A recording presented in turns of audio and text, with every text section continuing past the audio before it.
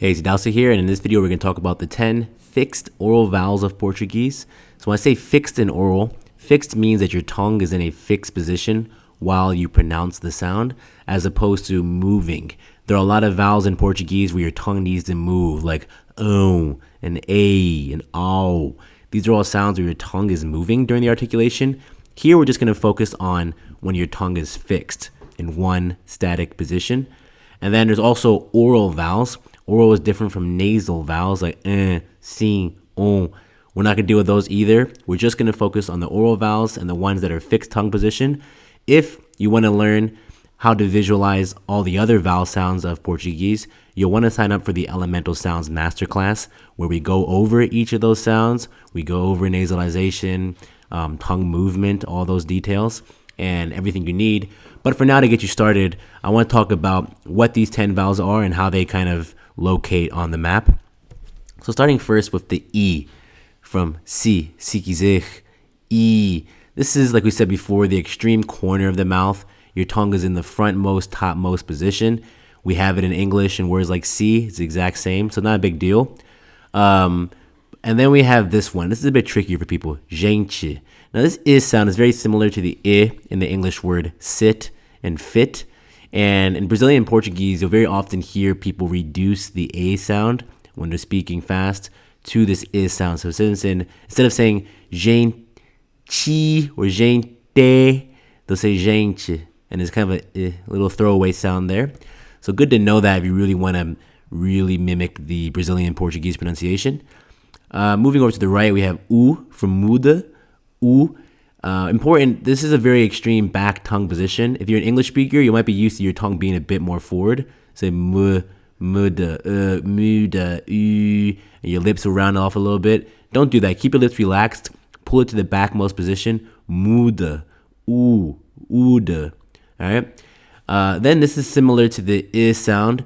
Brazilians do this sound when they're getting lazy. Instead of saying molho, they'll say molho.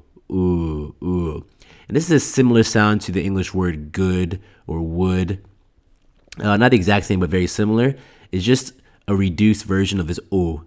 So this is a reduced version of gente. This is a reduced version of O. Molho, molho. So listen very closely to the audio and see if you can mimic that sound.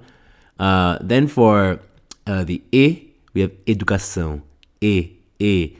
Very important if you're an English speaker, focus on not moving your tongue during the articulation. It's not educação.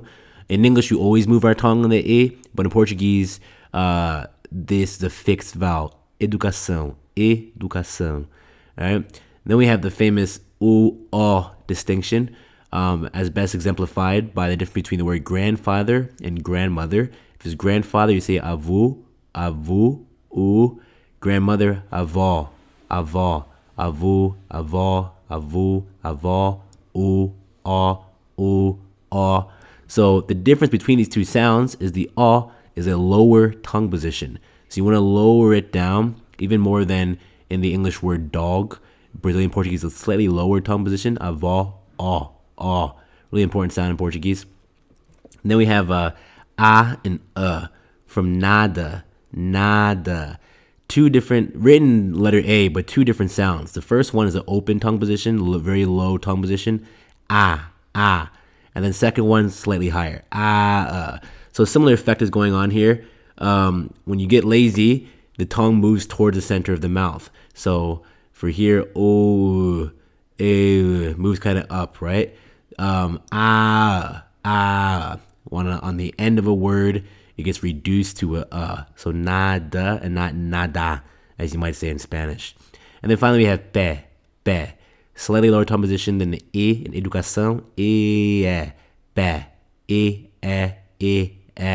Important distinction as well, similar to the o distinction. All right, so these are our 10 vowels. These aren't all the vowels of Portuguese. These are just the main ones. This is focusing on Brazilian Portuguese. There are other vowels in European Portuguese, but we don't cover that in this course. If you want to cover all the remaining vowel sounds and all the consonant sounds of Portuguese, which are most of the elemental sounds of Portuguese, then you want to sign up for the 55 Elemental Sounds of Portuguese Masterclass. In it, I go over each sound in detail, give you all the details you need to pronounce it, all the audio, all the materials, all the diagrams, visualizations, everything. We just try to just pack it all in there for you so you can find whatever sounds you're missing and then work through our materials to perfect it.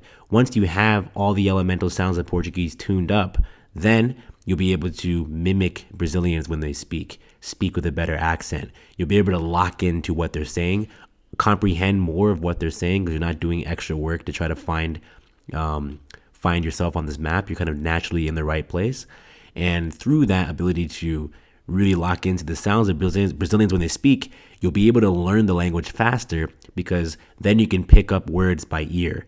Just listen to a word, an expression, and then mimic it and retain it and recall it later. This is how language is learned. It all starts with the basic sound.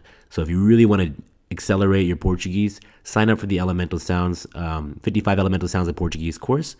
And in the meantime, work around with this, use this in conjunction with the audio playlist we gave you before, and it'll be very useful for you to tune your vowel pronunciation. All right. Hope I see you guys in the masterclass.